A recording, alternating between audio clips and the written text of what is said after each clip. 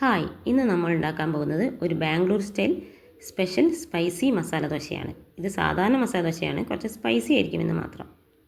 ഇതിനായി ആദ്യമായി ഒരു 3 ഉരുളക്കിഴങ്ങ് തൊലി കളഞ്ഞ് വട്ടത്തിന് മുറിച്ചത്, ആവശ്യത്തിന് ഉപ്പും 1 ഗ്ലാസ് വെള്ളവും 1 ടീസ്പൂൺ മഞ്ഞൾപ്പൊടിയും ചേർത്ത് 2 വിസിൽ വേവിച്ചെടുക്കുക.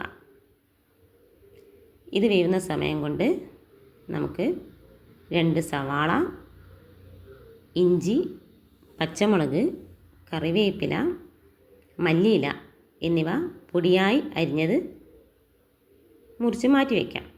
ഇനി ഉരുളക്കിഴങ്ങ് വെന്ത് കഴിഞ്ഞാൽ ആ ഉരുളക്കിഴങ്ങ് മാറ്റിയ ശേഷം ആ വെള്ളത്തിൽ തന്നെ നമുക്ക് സവാള പൊടിയായി അരിഞ്ഞതും ഇഞ്ചി, പച്ചമുളക് എന്നിവ അരിഞ്ഞതും വേവിച്ചെടുക്കാം. മല്ലിയിലയാണ് ചേർക്കേണ്ടത്. എൻ്റെ കയ്യിൽ മല്ലിയില ഇല്ല. ഇത് രമ്പായില എന്ന് പറയും. സാധാരണ വീടുകളിലൊക്കെ ഉണ്ടാവുന്നതാണ്. ഇവിടെ അതാണുള്ളത്, അതുകൊണ്ടാണ് ഇത് ചേർക്കുന്നത്. അങ്ങനെ മല്ലിയിലയും കറിവേപ്പിലയും പൊടിയെ ചേർത്ത് വേവിച്ചെടുക്കാം.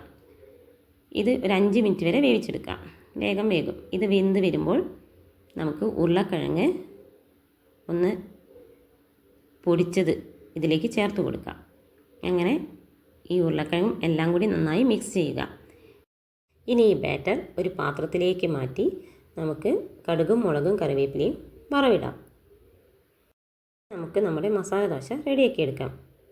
ഇതിൻ്റെ സ്പൈസി എന്ന് പറയുന്നത് ഇതാണ്: 1 ടീസ്പൂൺ മുളക് പൊടി, ആവശ്യത്തിന് ഉപ്പും നല്ലെണ്ണയും ഒഴിച്ച് മിക്സ് ചെയ്ത കൂട്ട്, അതാണ് ഇതിൻ്റെ സ്പൈസി എന്ന് പറയുന്നത്.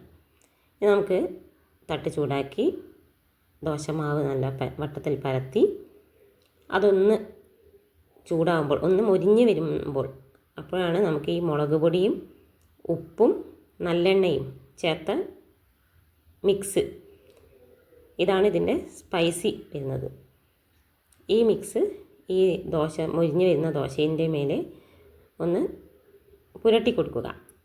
ഇതൊന്ന് മൊരിഞ്ഞ് വരുമ്പോൾ നമുക്ക് നമ്മുടെ ബാറ്റർ, ഉരുളക്കിഴങ്ങ് ബാറ്റർ ഇതിൻ്റെ നടുവിൽ വെച്ച് നമുക്ക് മടക്കിയെടുക്കാം. സ്വാദിഷ്ടമായ നമ്മുടെ മസാല ദോശ ഇവിടെ റെഡി ആയിരിക്കുന്നതാണ്. ഇത് കുറച്ച് സ്പൈസി ആയിരിക്കും. എല്ലാവരും ഒന്ന് ട്രൈ ചെയ്ത് നോക്കുമല്ലോ. ഇഷ്ടപ്പെട്ടാൽ എല്ലാവരും ഒന്ന് സബ്സ്ക്രൈബും ലൈക്കും ഷെയറും ചെയ്യണേ. Thank you.